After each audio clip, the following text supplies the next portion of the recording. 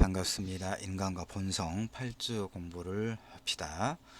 8주에는 프로이드의 그 인간의 본성에 관한 프로이드의 입론을 중심으로 공부를 합시다. 우리 교재의 141쪽에서 164쪽에 있는 내용을 여러분이 살피는데 좀 편하게 재구성해 놨습니다. 그리고 8주가 이제 순서는 8주인데 이게 그 학사력으로는 이렇게 좀 계속 달력으로는 밀리고 있죠.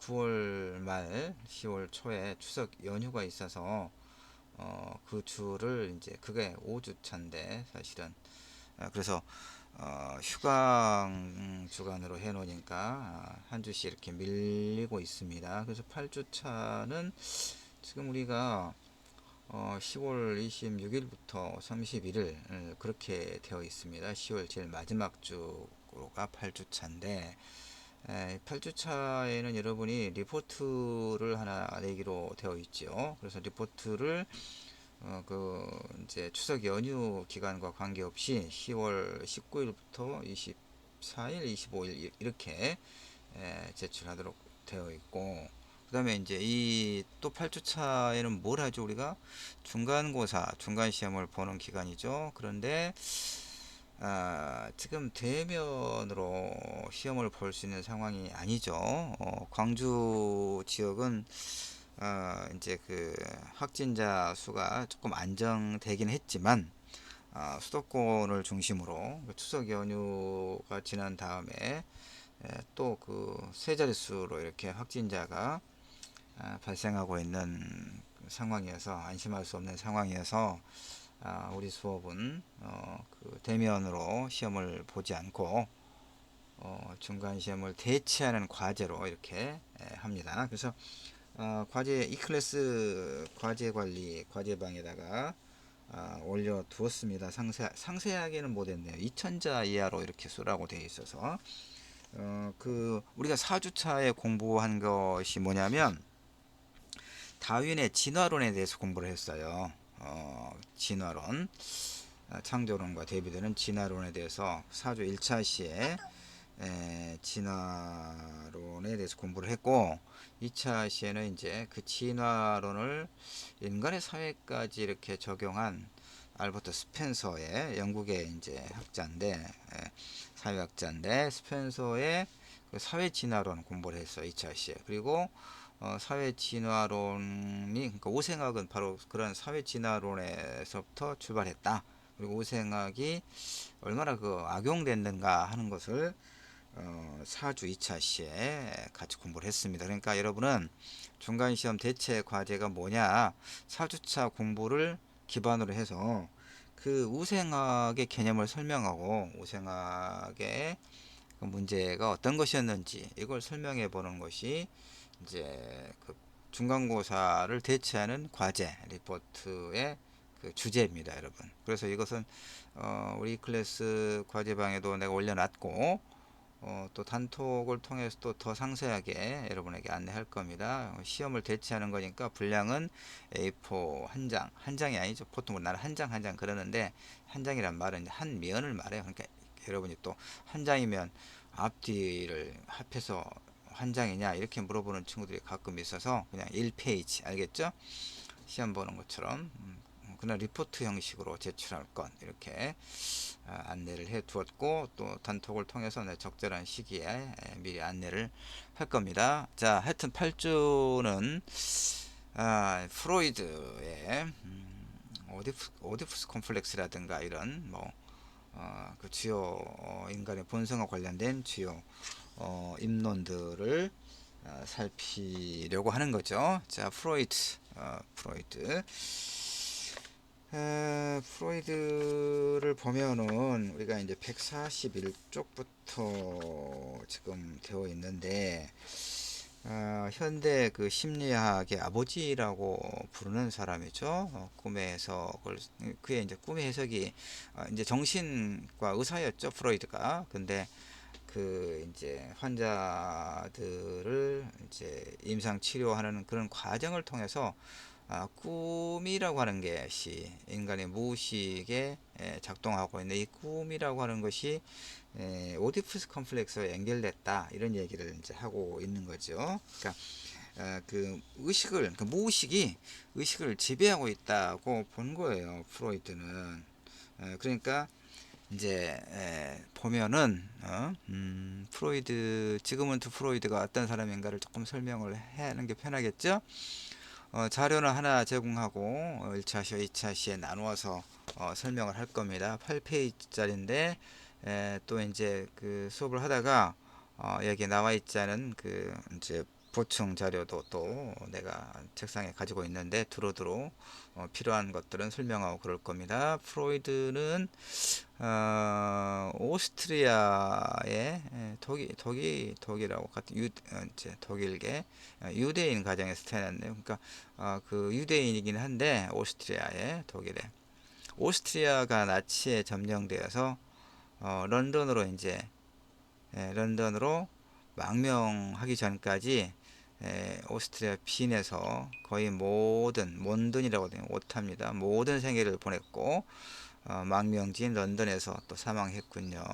유대인들이 이렇게 그 역사적으로 상당한 정도의 그 탄압을 받고 또 2차 세계대전 때는 뭐 500에서 600만 명의 유대인들이 또 참혹한 죽임을 또 당했죠.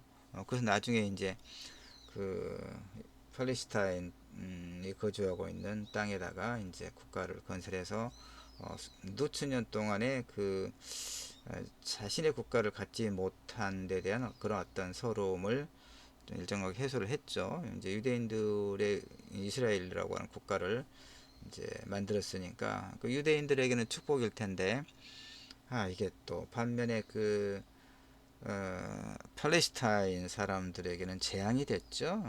그래서 이제 끊임없이 그 경제력에서 앞선 유대인들, 그 다음에 유대인들이 보면 세계적으로 여러 학문 분야에서 굉장히 그 유능한 사람들이 굉장히 많아요. 보니까 이런 뭐 철학자나 심리학자나 과학자나 굉장히 유대인들이 많습니다. 경제학자도 그렇고 그 다음에 그 이제 그 어떤 경제적인 측면에서도 굉장히 발전하고 그래서 이스라엘은 이제 규모는 작지만 사실 미국을 배후해서 이렇게 쥐락펴락하는 그런 국가로 알려져 있죠.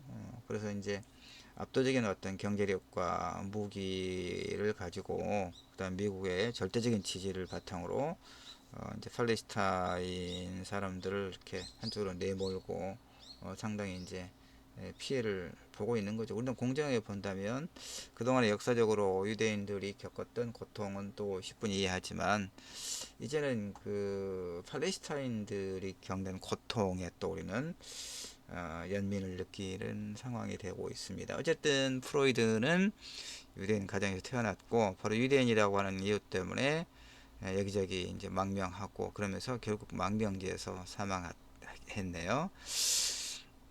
그래서 1900년에 출간한 그 꿈의 해석에서 프로이드는 완전히 이제 이 꿈의 해석이라고 하는 것은 프로이드를 세계사적으로 이렇게 그, 어, 그 인물을 알린 책입니다. 꿈의 해석에서 프로이드는 모든 꿈은 본질적으로 욕구의 충족을 반영하는 비밀스러운 의미를 갖는다 이렇게 주장을 합니다. 프로이드에 따르면 꿈의 해석은 이제 마음의 무의식적 활동에 대한 알매 이르는 왕도다, 지름길이다, 뭐 그런 의미죠. 꿈의 해석. 그러니까 아까도 이야기했지만 프로이드는 정신과 의사로 출발했는데 그래서 그 많은 환자들을 임상 그 관찰하고 가까이서 이제 상담을 하고 증세를 파악하고 그러는 과정에서 꿈이라고 하는 것이 굉장히 중요한데 왜 중요하냐? 우리 꿈을 꾸잖아요. 꿈을. 응? 꿈을 꾸는데 가히 눌린 꿈을 이제 그 무서운 꿈을 꾸면 이렇게 비명을 지르기도 하고 나도 가끔씩은 그런 모양이던데 예. 그리고 그 꿈이 선명하게 우리가 그 이제 의식이 돌아왔을 때 잠에서 깨었을 때 그 꿈의 내용이 선명하게 기억에 남아 있는 경우도 있고 뭔가 힘나는 꿈을 꾸었는데 이제 눈을 뜨면 좀 희미해져서 무슨 꿈을 꿨는지 도무지 종잡을 수 없는 이런 경우도 있죠. 그러니까 프로이드는 이 모든 꿈은 본질적으로 욕구 충족. 그러니까 뭔가 현실에서 우리가 의식, 좀 눈 떠 있을 때 뭔가 이루고자 하는 어떤 욕구가 있잖아요. 근데 그 현실에서는 그런 욕구들을 다 이룰 수 없죠. 이룰 수 없고 특히 이제 프로이드가 주목한 것은 리비도라고 하는 성적 에너지를 말해요. 그러니까 프로이드가 이제 이런 환자들을 치료하는 과정에서 현실에서 우리가 이제 이루고자 하는 다양한 욕망이 있는데 특히 성적인 어떤 욕망은 욕망을 갖고 있다고 하더라도 그걸 현실에서 그대로 어떤 실천적 행위로 연결하는 것은 매우 조심스럽고 매우 그 어려운 문제죠. 그러니까 우리가 이제 그 현실에서는 그 꿈을 욕망을 억압한다는 얘기예요. 억압. 그래서는 안 돼. 예. 그런데 이제 그 억압된 의식에서 억압된 것이 이제 꿈 속에서 그 무의식 속에서 살아난다 이런 얘기예요. 그러니까 사람들의 꿈을 해석하면 그 사람이 어떤 욕망을 지니고 있는가를 알 수 있다. 이런 얘기예요. 이 말의 밑줄 그 말의 의미는 이제 만약에 그가 옳다면 물론 이제 프로이드의 꿈 해석은 굉장히 많은 반향을 불러일으키고 문학에서도 프로이드의 어떤 이런 심리학적 그 어떤 해석을 많이 활용해서 문학 작품을 분석하기도 하고 그럽니다. 그런 반면에 또 이제 뭐 우리가 이 인간과 본성과 관련된 그 철학 사상가들의 이론들을 공부를 하면서 이제 뭐 한 번씩 내가 강조를 했다시피 이렇게 세계사적으로 유명한 누군가의 철학 사상도 다른 사람이 보면 또 빈틈이 있다는 얘기예요. 그래서 프로이드가 학문적으로 의학적으로 미친 뭐 철학적으로 미친 영향은 엄청나지만 꿈 해석을 통해서 그럼에도 불구하고 그의 이 프로이드의 이론들은 또 다양한 측면에서 공격을 받아요. 특히 페미니즘에서도 상당한 공격을 받는데 뭐 조금씩 공부를 해보도록 합시다. 근데 이제 만약에 그가 옳다면이라는 얘기는 프로이드의 이런 주장이 옳다면 인간은 의식이 헤아릴 수 없는 심층적인 그러니까 무의식을 갖게 되죠. 그러니까 의식과 무의식 이건 충분히 이해할 수 있겠잖아요. 의식 우리가 눈 떠 있을 때 이성의 작용 이걸 의식한다고 하죠. 무의식은 이제 일테면 뭐 흔히 그 술을 아주 많이 마시는 경우에 술을 많이 마시고 별로 바람직하지 않은 어떤 행위를 했을 때 핑계로 술을 너무 많이 마셔서 기억이 나지 않습니다 라고 이야기하죠. 그것은 여러분 진실일까요? 변명일까요? 둘 다일 가능성이 커요. 둘 다일 가능성이. 정말로 이제 일단 우리가 그 속된 말로 꼭지가 돌았다 이렇게 이야기하기도 하죠. 나도 젊은 시절에는 이제 지금은 술을 뭐 거의 안 마시지 않지만 뭐 젊은 20대는 소주 2병 정도는 마시고 그랬던 기억이 납니다. 소주 2병 마시고 뭐 별탈 없이 걸어가고 그러다가 별탈 없던 건 아니고 이제 뭐 상당히 좀 힘들기도 하고 근데 그 깨어나서 보면 그렇게 술을 마시는 과정에서 마시고 난 뒤에 했던 말과 행동들이 사실 잘 기억이 나지 않는 경우도 있었던 것 같아요.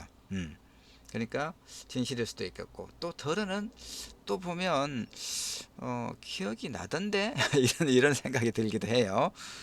어쨌든 프로이드가 옳다면 인간은 의식이 헤아릴 수 없는 심층을 갖고 있다는 얘기죠. 무의식을 갖고 이건 그런 것 같아요. 그렇죠, 여러분. 우리가 꿈을 꾸잖아요. 사실은 이게 무의식이죠.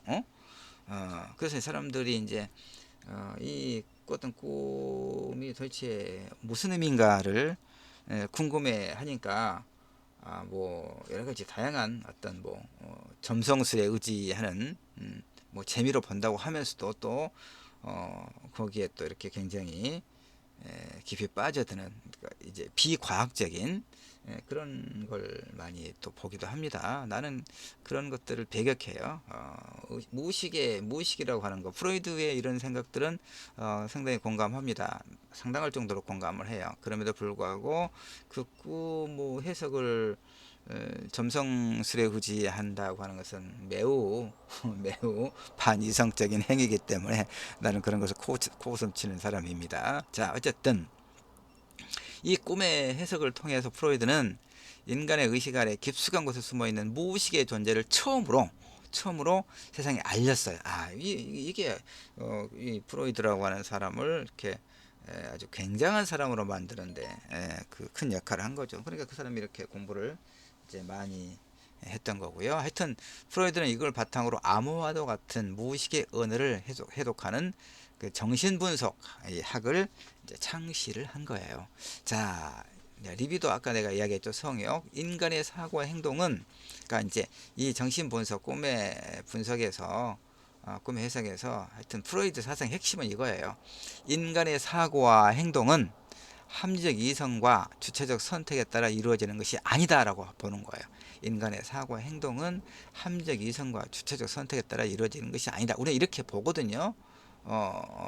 이렇게 봅니다. 아담 스미스, 자본주의, 자본론을 집필했던 고전 경제학의 태두, 아주 웃듬 가는 사람이 자본주의를 이렇게 이제 이론화하면서 사람들은 합리적인 선택에 따라서 시장에서 생산과 소비가 이루어진다. 따라서 완전 고용이 가능하다. 이렇게 이제 주장했던 거거든요. 인간의 합리적인 선택, 이성의 선택을 신뢰했던 거거든요. 그런데 프로이드는 아니다고 보는 거야. 인간의 사고 행동은 합리적 이성과 주체적 선택이 이루어지는 것이 아니다. 그럼 뭐냐? 통제할 수 없는 무의식에 의해 결정된다. 이렇게 보는 거예요. 그럼 그 무의식은 또 뭐냐? 무의식은 여러 가지가 있는데 그 중에서 성욕이다, 리비도다 이렇게 보는 겁니다. 이런 것이 이제 비판받을 수 있겠죠. 인간의 행위에 그 가장 강력한 동기가 성적 욕망만 가지고라고 되면 프로이드는 그렇게 말하고 있는 건데 우리가 그것만 가지고 설명하기는 어렵지 않아요? 다른 사람에게 인정받고자 하는 그런 어떤 그 인정투쟁, 존중의 욕구 이것도 굉장히 중요하거든요. 우리의 그 행위 양식을 결정하는 데 있어. 그렇지 않습니까? 누군가에게서 인정받고 또 사랑받고자 하는 그런 욕망. 이것 지금 우리를 굉장히 착한 사람으로 선한 행위로 이렇게 이끄는 매우 강력한 동기가 아닐까요? 또는 어떤 사람들은 아파트를 이렇게 그 수집하다시피 하는 그러니까 어떤 그 물욕, 재물 이런 것에 대한 욕망이 아주 그 탐욕스러울 만큼 그런 강한 사람들이 많잖아요. 그런 사람들은 성욕에 앞서서 우선해서 그런 어떤 재산, 재물에 대한 추구 이런 것들이 그런 사람들의 선택을 결정하는 매우 중요한 요인이 아닌가 이렇게 생각을 하겠죠. 우리가 할 수 있잖아요. 자, 어쨌든 그 프로이드는 이 리비도 기본적으로 인간이 지니고 있는 성적 욕구 리비도를 이렇게 설명을 하면 이겁니다. 이건 왜 밑줄이 안 그어졌는지 모르겠는데 어쨌든 기본적으로 인간이 지니고 있는 성적 욕구를 리비도라고 합니다. 성 본능, 성 충동. 이것에 따라서 행동하는 사람들은 어때요? 다 감옥에 가기 쉽죠? 이것에만 따라서 행동한다면 이제 인류는 인간이란 무엇인가에 대해서 새로운 질문을 던질 수밖에 없다는 얘기죠. 무슨 얘기입니까? 프로이드가 리비도라고 하는 것을 이제 들이밀면서 아하 이제 인간이란 무엇인가 이 성적 욕망에 따라서 사고하고 행위하는 존재다 이런 과연 그런가 이런 이제 질문을 갖게 됐다 이런 이 질문이라는 얘기는 학문적으로 왕성한 어떤 연구들이 다양한 측면에서 이루어지고 또 비판하고 또 그걸 개성하고 그랬다는 거예요. 프로이드 제자 중에서 이제 구스타프 칼 융은 또 이제 굉장히 또 유명한 사람입니다. 이게 이제 칼 융은 그의 스승인 프로이드의 이 핵심적인 개념 리비도를 이제 긍정합니다. 생활의 에너지로 재해석하고 있습니다. 용 같은 경우도 그런데 이제 아들러는 또 아들러는 이제 특히 프로이드의 이런 이론을 아주 이제 반박하는데, 뭐냐면 아들러는 열등감이라고 하는 용어를 도입합니다. 열등감.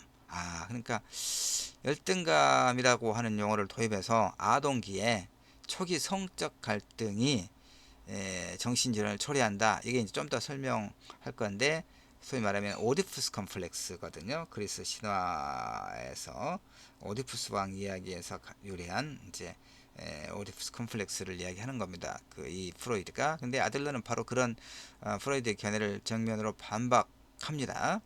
그러면서 아들러는 프로이드와는 달리 성의 역할을, 이 리비도라고 하는 성적 욕망, 성의 역할을 사람이 무력감을 극복하기 위하여 애쓰는 과정에서, 뭐 다른 말로 말하면 열등감을 극복하기 위한 하나의 과정에서 그 상징적인 역할을 하는 것일 뿐이다. 그러니까 절대적인 것이 아니다라고 보는 거죠. 그래서 아들러의 이런 개인 심리학에 따르면 인간의 완성을 위한 노력은 우월함을 위한 노력이다. 우월함을 위한 노력이다. 그러니까 내가 아까 인정투쟁, 그 다른 사람들에게 인정받고 사랑받고자 하는 것, 그것과 굉장히 그 맥락이 같죠. 우월함을 위한 노력이다. 따라서 열등감을 과도하게 보상하려 한다고 이제 주장했다, 이런 얘기죠. 하여튼 어쨌든 빈 대학 의학부에 진학해서 중추신경계 해부와 히스테리 환자 치료법 등을 공부한 프로이드는 인간의 의식과는 전혀 다른 세계인 무의식이 존재한다고 믿었던 거예요. 그래서 프로이드는 최면술로 히스테리를 치유하는 카타르시스 치료법을 개발합니다. 카타르시스라고 하는 게 이제 고대 그리스의 아리스토텔레스가 시학에서 예술의 본질적 기능이 뭐냐, 카타르시스, 어떤 욕구의 해소에 있다. 즐거움을 느낀다. 비극을 보고 그러니까 우리가 강 건너 불구경이라고 하는 말도 있는데, 사실 불이 나면 사람도 목숨을 잃을 수도 있고 어떤 이제 타고, 그러니까 자연이든 뭐 문명의 어떤 사회든 불이 난다고 하는 것은 바람직하지 않죠. 음식을 데피기 위해서 이제 불을 사용하는 것 말고. 그런데 우리는 이제 어디가 불이 나면 그걸 구경하죠. 그건 뭡니까? 이 아리스토텔레스가 말한 카타르시스예요. 카타르시스.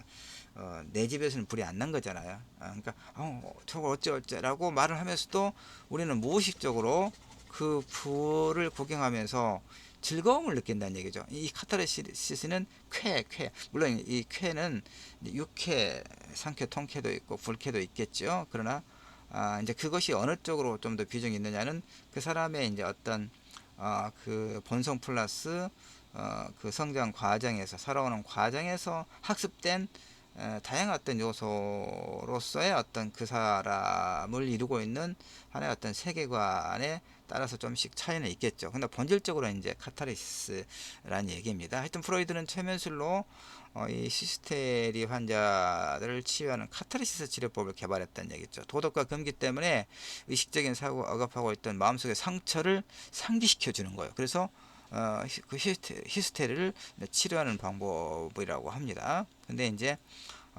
글쎄요, 이제 나도 이론적으로는 아는데 뭐 이걸 정확하게 어떤 방식인지는 내가 실험을 해볼 수도 없고, 그 실험의 피실험자일 수도 없고, 그래서 하여튼 이론적으로만 이렇게 압니다. 그럼 한 가지 히스테리 증상이 치료되더라도, 근데 이제 뭐가 있냐면, 한 가지의 히스테리 증상이 치료되더라도 나중에 또 다른 증상이 새롭게 나타나더라, 이런 얘기예요. 보니까 그래서 이제 1896년에 한 걸음 더 나아가서 최면술이라든가 자극을 주지 않고 대화를 합니다. 대화를 통해서 환자로 하여금 감춰져 있거나 숨겨져 있던 어떤 기억, 사건, 감정을 드러내도록 하는 자유현상법을 개발한 거예요. 이제 이로부터 소위 정신분석 치료의 시작, 꿈의 해석이 시작된 겁니다. 이 과정에서 프로이드는 모든 히스테리 증상의 밑바탕에는 뭐가 있냐? 어린 시절에 형성된 암흑과도 같은 무의식, 이게 뭐였죠? 오디푸스 컴플렉스. 이런 무의식, 특히 성적 경험과 관련된 무의식에 작용하고 있다 이런 확신을 갖는 겁니다. 그러니까 우리가 그 이제 히랍 신화에 대해서 우리가 공부를 좀 했나요? 몇 주에 이런 히랍 신화가 굉장히 그 이제 그 내용이 방대해서 다는 다루지 못하지만 몇 가지 중요한 것들은 우리 인간의 본성과 관련된 공부를 하는데도 매우 중요합니다. 그러니까 자 나중에 또 기회가 있는가 봐서 그 다루지 않았던 내용들 히랍 신화와 관련해서 또 중요하다고 싶은 것들을 정리해서 한번 볼 기회가 있겠죠. 어쨌든 프로이드는 모든 히스테리 증상의 밑바탕에는 어린 시절에 형성된 암흑과도 같은 무의식, 특히 성적 경험과 관련된 무의식이 작용하고 있다는 확신을 갖게 돼요. 이것이 발견이 꿈의 해석 집필의 원동력이 되었다는 것이죠. 꿈의 해석에서 프로이드는 꿈을 인간의 의식과 무의식 사이의 상호작용 이제 충분히 이해할 수 있죠. 그 중에서도 프로이드는 의식보다는 오히려 무의식이 인간을 더 많이 지배하고 있다 이렇게 생각했어요. 인간의 의식이 이성적이고 합리적이고 자율적인 사고 과정을 거쳐 작용하는 것이 아니라 욕망, 충동, 기억과 같은 무의식에 의해서 결정된다고 보는 겁니다. 이건 굉장히 중요합니다. 중간 시험은 이제 이걸로는 내지 않겠지만 어쩌면 기말 시험에는 한 문제 정도 낼 수도 있습니다. 굉장히 중요하기 때문에 그렇습니다.